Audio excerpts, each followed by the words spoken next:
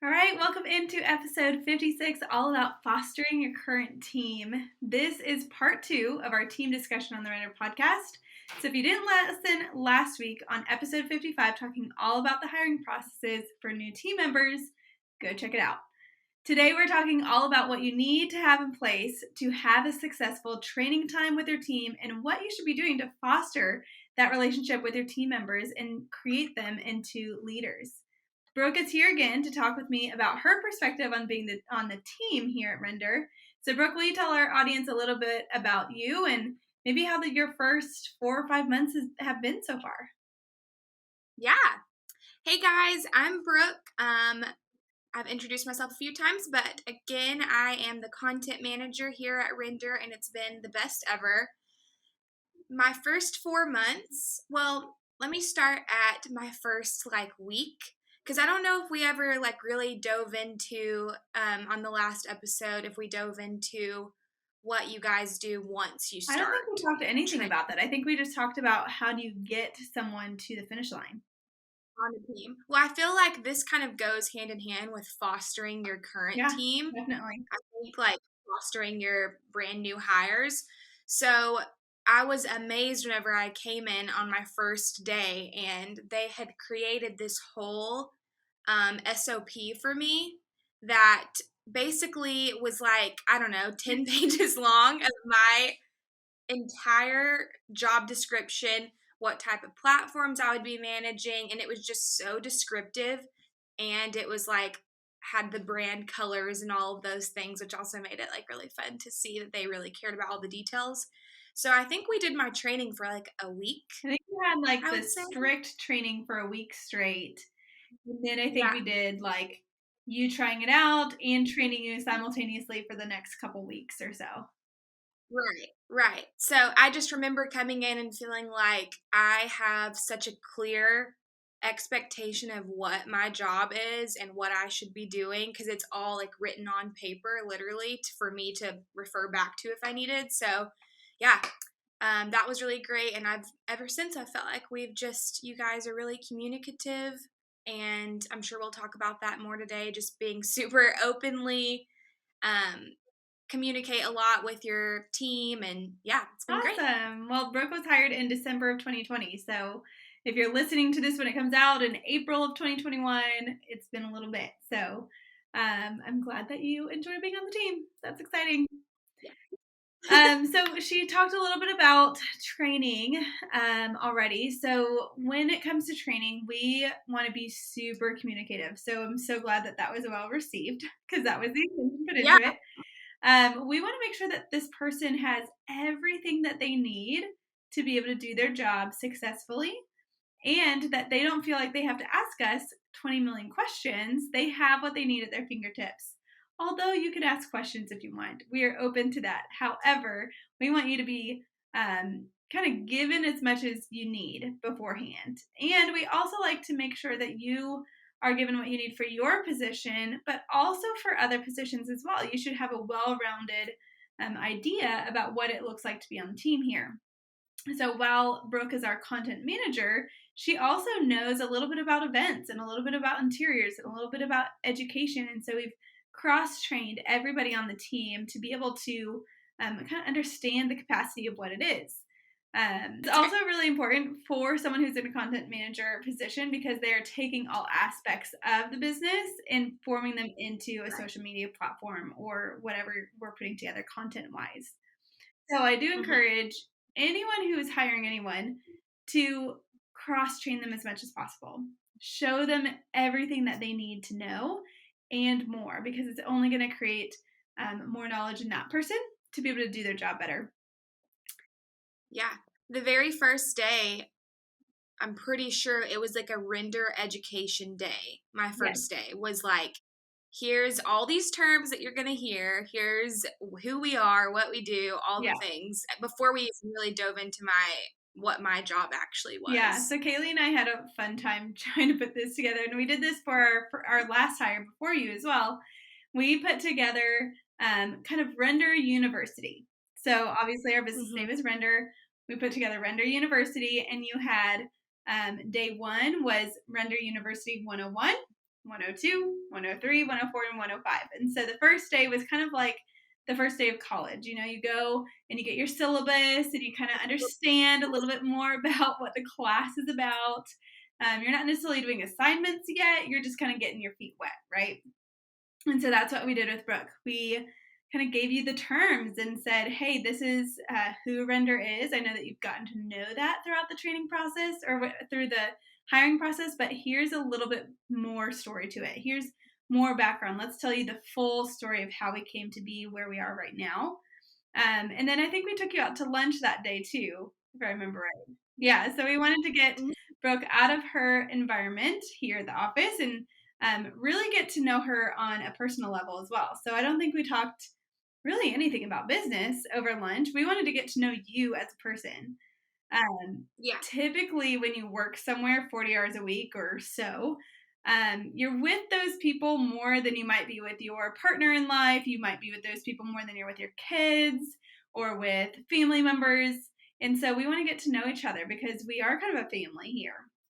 And so we wanted to get to know you before we kind of dove into everything. And then because we have multiple sections of the business, you could say, we have interiors and we have events and we have education. We separated those out into different days. And so I think you learned all about events on the first day, all about education on the third day, and then all about interiors on the fourth day, and then kind of a rounded out on the fifth day of training. And so we wanted to make sure we were super communicative. She mentioned SOPs. So I believe we have a podcast episode about SOPs. If we do, we'll put it in the show notes. But an SOP is a standard operating procedure. It's the how you do what you do, the step-by-step processes of how you do what you do. And so for a position such as a content manager or a sales role or a marketing role or really any role in your business, there's probably some expectations with that role of how it should be done. And so we put together SOPs for her position specifically and then gave her SOPs for the different tasks that she was going to be doing. So we had an SOP for how you edit the podcast. We had an SOP for how you create the social media graphics. We had an SOP for every little piece of her position and then just put it all together into one big document. So how helpful was that to you as someone who was coming onto a new team, not really knowing what you were doing yet? Yeah, I mean, extremely helpful. I feel like it's, I mean, in any other past job, you kind of just, I've gotten like somewhat of a training and, you just kind of have to remember things. And I'm a very visual learner, which I'm sure a lot of people are. And so for me, being able to like see it already written down is very helpful for me. And I don't know, just something about seeing it listed out is just very helpful. I love that. We also had an employee handbook for you as well. I'm sure you haven't looked at it since we gave it to you because most people don't. But in the employee handbook, I want to say it's like 12 or 13 or 14 pages long or something like that. But we also put out the expectations that we have of all of our employees when they come to the office and when they're representing the company. And so things like how we expect you to dress when you come to the office.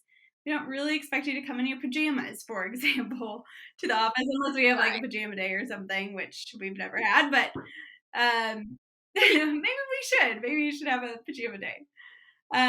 But we want to make sure that we are expecting and communicating our expectations out of our employees. And so I think in there, I think it's for all employees. So like our delivery crew, I think you got to know what they wear on our deliveries. And you got to know what, we show up like here at the office. I think we talked about, what your personality should be when you're representing the company, the terms that you should say when you're representing the company, such as one of our key words that we say is joyful. We're joyful here. We say it was a joy to work with you. We say in our email signatures, joyfully Brooke or joyfully Cam or joyfully Kaylee or joyfully whoever. So we got to give you kind of the framework to what is it like to be a person that represents the brand instead of just showing up just to show up. So how helpful was that? I mean, we also had in there like workers' comp, and we had your vacation schedules, and we had days off that we've already deemed our days off like Christmas and New Year's and stuff. So what was that Right. like? Was that super helpful? Have you had that in past jobs? I'm sure I've had an employee handbook before, but not necessarily one that goes to the extent of saying like this is the type of verbiage that we use here, you know. I feel like more than anything that handbook just helped me understand you guys and the brand a lot better. Especially since I would be running all of the social media and Mhm. all of that. I think that was really important. And same for if, whenever we are deciding to hire a new salesperson or whatever, I think it's just really important for them to understand like who we are, what we do, and the things that are most important to our brand. Yeah. So those are the documents that I would always recommend when you first hire someone is first that employee handbook, any SOPs that you have for your employee or for the positions or the tasks that that employer is doing, and then some sort of a training plan, some expectation of like, hey, here's what your next couple weeks look like, because I'm sure it's scary walking in on the first day being like, I have no clue what the next 2 weeks look like. I know I'm going to be here, but I don't know what I'm doing. And so Yeah. thinking through that ahead of time versus them showing up and you scrambling trying to get paperwork for them to fill out or anything like that. Yeah, it made me feel like that you guys cared a lot about me and valued me coming into the company because I know that the whole reason you did that was to help me in my position so that I would know what to do. Right. I feel like you guys had, I came in and it just was kind of like, all right, start on Instagram. Here you go. It would have been I would have not felt near as supported, you Right. know? Right. And we've certainly done that in the past. I know with Kaylee, because she was my first hire and I didn't know better. I was like, I don't know what to give you, but here's our Instagram account. I hired Kaylee literally the day before I gave birth to my child, to my second child. I was in the hospital, literally in the hospital waiting room when she called and she was like, hey, I was just calling to follow up on my interview. And I was like, oh my gosh, I'm so sorry. I meant to call you. Yes, you're hired.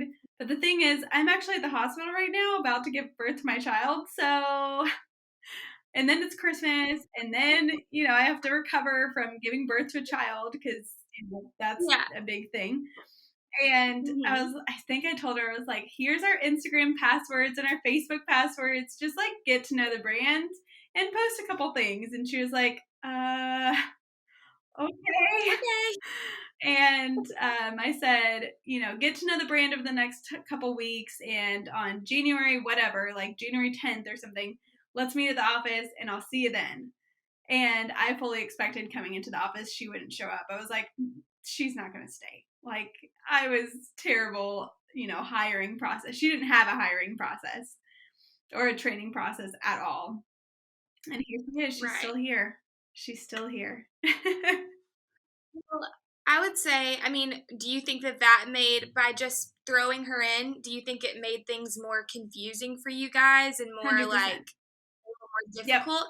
I 100%. wonder if, which hindsight, obviously you can't go back in time and everything works out for a reason, but I just wonder if that first day, if you had like an SOP and like had thought about all the things Mm-hmm. that you didn't want on your plate Yep. anymore, probably would have been more clear. So Yeah, there's a for anyone difference listening in to hiring out of urgency or hiring out of stress or overwhelm versus hiring out of a need. And so right. that's the difference between you and Kaylee. Kaylee was hired out of an overwhelm and out of like, I need to hire somebody. Mhm. And I mean, yeah, we were overwhelmed with the content and needed to hire someone, but it was out of a need. And we got to really Right. kind of dive into what that looked like versus, being stressed and all of that. So certainly there's people who Yeah. are listening to this who are a solopreneur, they're just ready to get hired, get someone on their team. um, but I would encourage you, I didn't have this education when I started hiring, which is why I'm providing it Yeah. for everyone who's listening. And so what I would recommend is before you go on and hire, really think intentionally about that process of not only the hiring process of interviews and such, but also once you actually get them on your team. If you're going to be Mhm. super intentional with the hiring process and the interviews and wanting to get the right person on your team, you have to back that up. with a good training process and a good team process as well. I mean, as someone who went through both, if you were to have shown up on your first day and we were like, here's our Instagram account, like, ready, go, knowing that you had just gone through this really intentional interview process, would it have felt weird? I would have been so confused.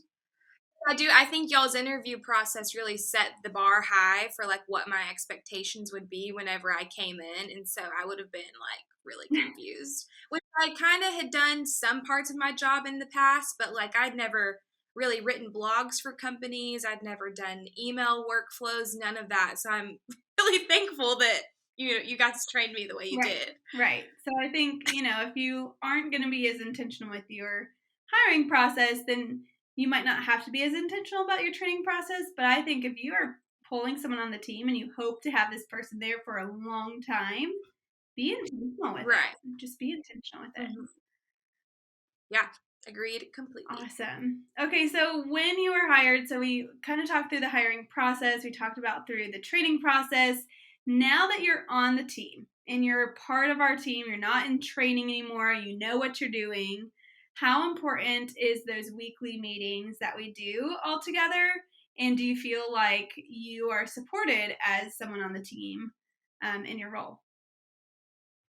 Yeah, I would say, I think they're really important. I would say they're probably more important for everyone who's more involved with the event side, because we always do like a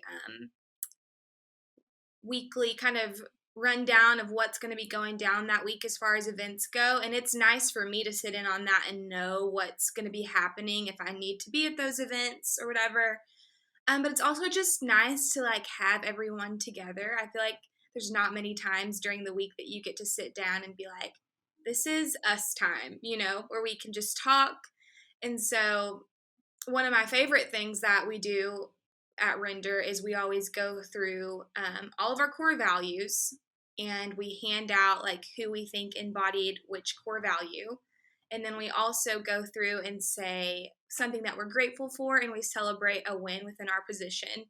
And it always just kind of grounds me for the week. I know that's the intention behind it, but it's just nice to actually say out loud, like, this is what I'm grateful for. And it really just helps me reflect, and I think everyone else on the team appreciates it too. So I think the team meetings are amazing. Yeah. And yeah, it definitely adds to what's this episode about? It adds to the fostering of the relationships with each other. Blooper. And what she's talking about when it comes to the core values and handing those out to people, how we do that, and you're welcome to go to our website and go check out our core values, but we have 6 core values, and everyone reads a different one every time based on what you were gifted the week before. And so we look for people on our team that embodied that core value. So for example, we choose joy is one of our core values. It just talks about choosing joy again and again and again, even when you don't want to. And so whoever had that the week before says, okay, I think Brooke chose to be joyful this week, even when it may have been tough. And so Brooke, now you have this core value. And then the next week, she gets to give that core value to somebody else. I'll grab this off of Cam's desk. Okay. For example, Cam got the plan to succeed core value this week, and so she gets to keep it on her desk until next Monday. Yeah, and it's nice to keep on your desk too. Like I have mine on my desk. I think everybody who gets their core values keeps it in their desk or their workspace or wherever they are. And it just kind of reminds us, it grounds us throughout the week. When I look at that plan to succeed, I'm like, oh yeah, I need a plan to succeed. Like I need to actually keep living that out. Right. And so I think it's just really, really great. We started doing that, before COVID. And then when COVID hit, it was a little more difficult to get those because we weren't seeing each other on a weekly and daily basis. But we started doing that about a year, maybe 2 years ago. And it really has made a difference, and it has really unified our team and brought us together, especially during COVID when life was tough. Business was tough, like everything was tough. and for us to ground ourselves is super important. Yeah. And then you mentioned we I love do that. the gratitude and the celebration. So that Mhm. beginning is every single week is exactly that.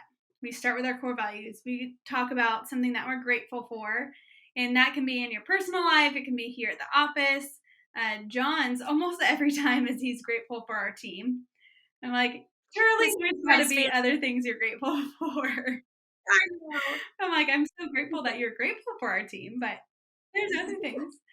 And then Right. you celebrate a win. So a win for me this next week, spoiler alert, Brooke, is that we are batch podcast recording all of the podcasts for April. And so that's a win for me in my position. So that's just an example of kind of what we do. So those weekly meetings truly are just like a very intentional time for us to come together as a team and really talk about life and talk about what's going on in our lives.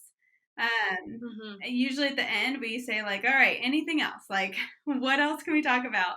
And I think we Right. all try to come up with something to talk about because we're like, we cherish this time together.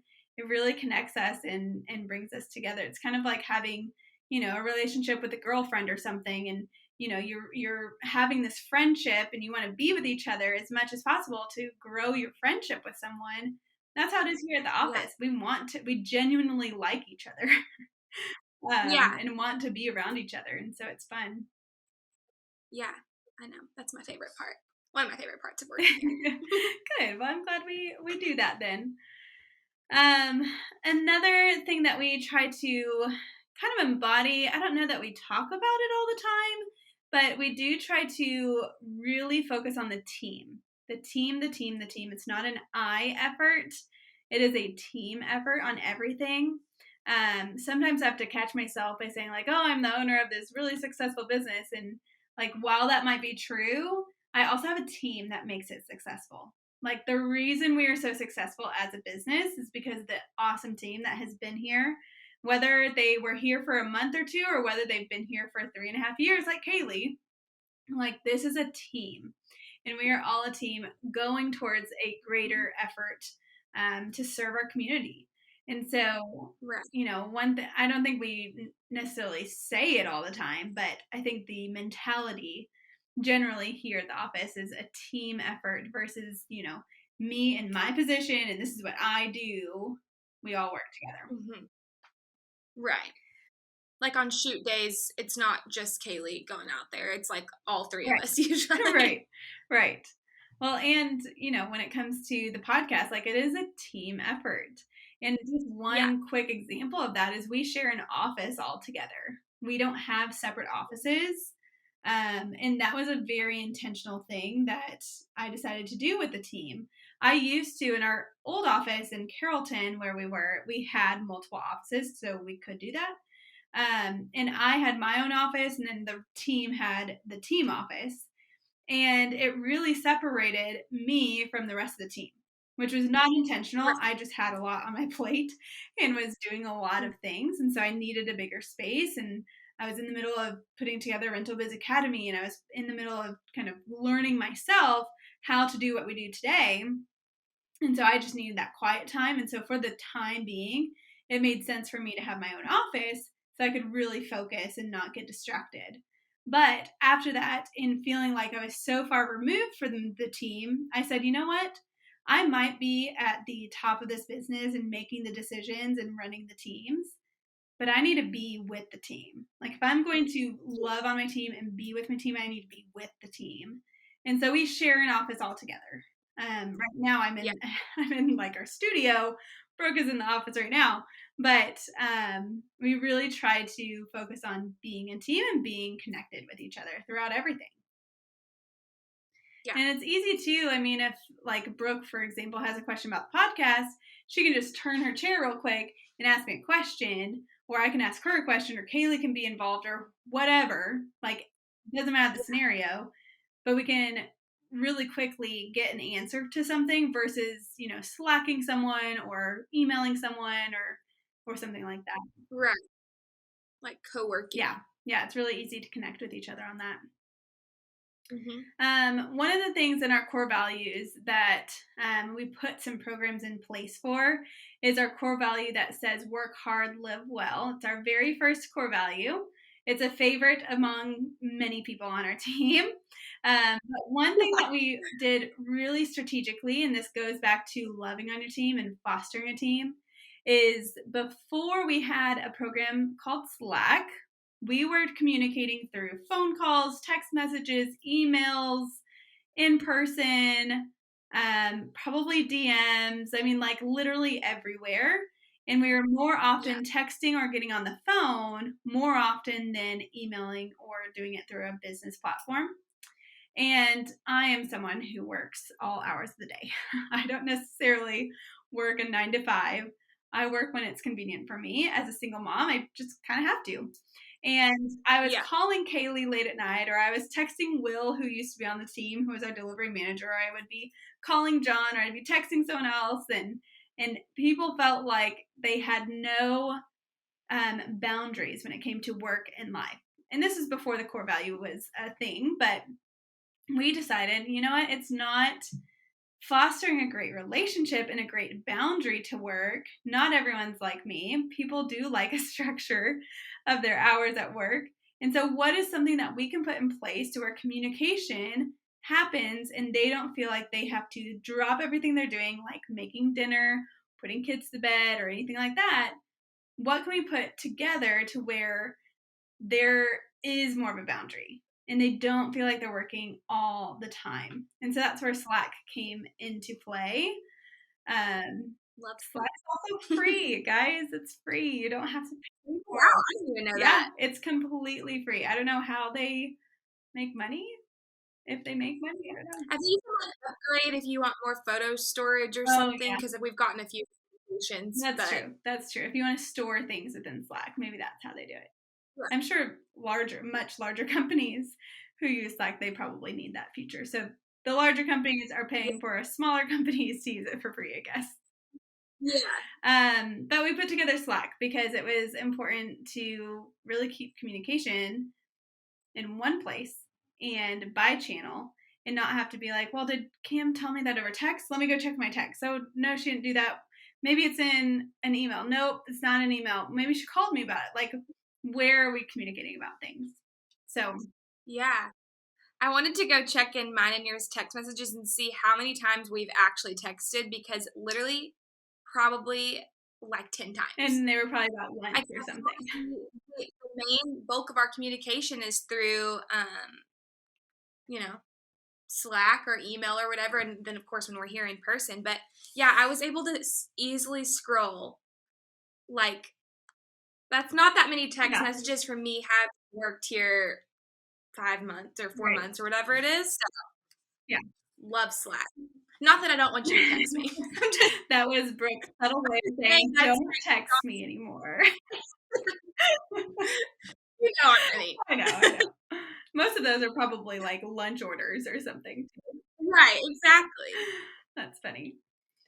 We do have a rule, though, that if there's an emergency and we have to get a hold of somebody, you can text, you can call.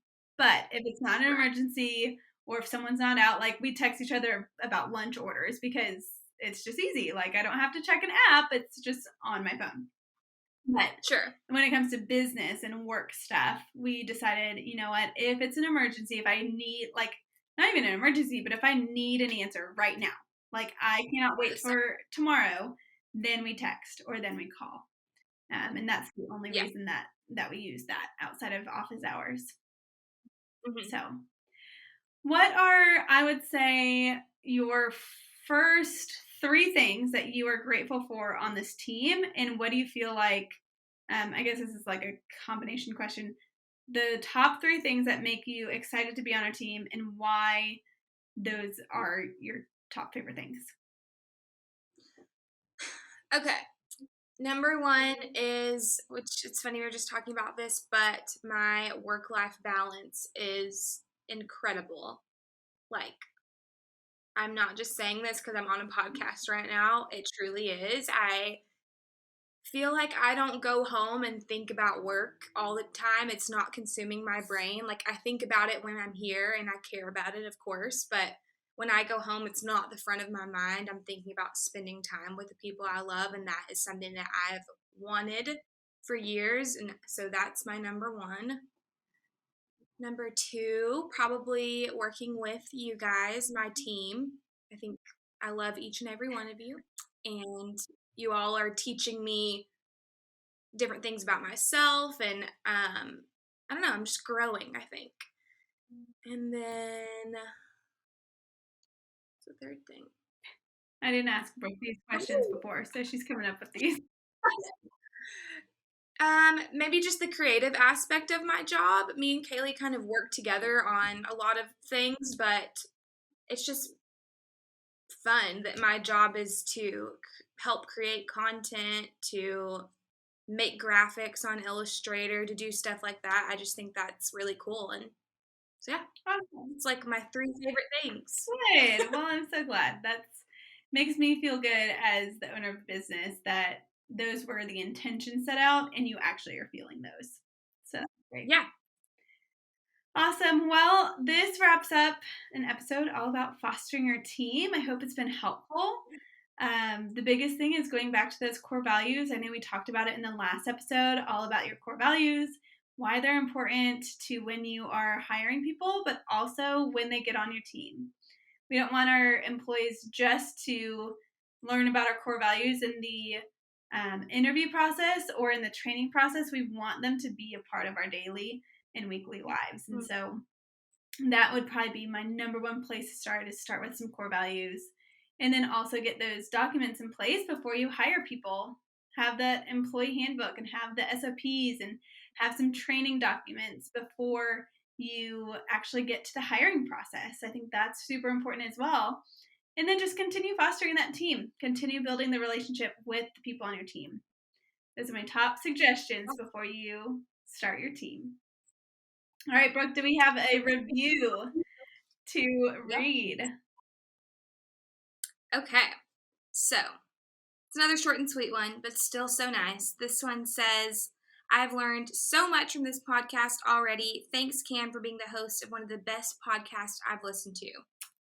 And it's just like a random username. It doesn't have their name spelled out, so I can't give them a shout out, but yeah. Awesome. That's it. Well, if you want us to read your review on the podcast, please write a review. Go to Apple Podcasts, scroll to the bottom. There's a purple little button that says write a review. All right. Thanks for joining in this week, and we'll see you next week.